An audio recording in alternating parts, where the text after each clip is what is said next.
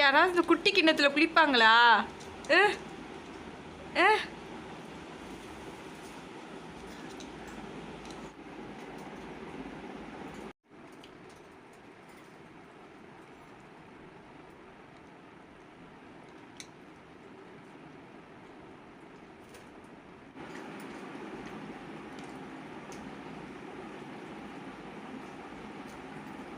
போதும் போதும் போதும் போதும் போதும் போதும் போதும்.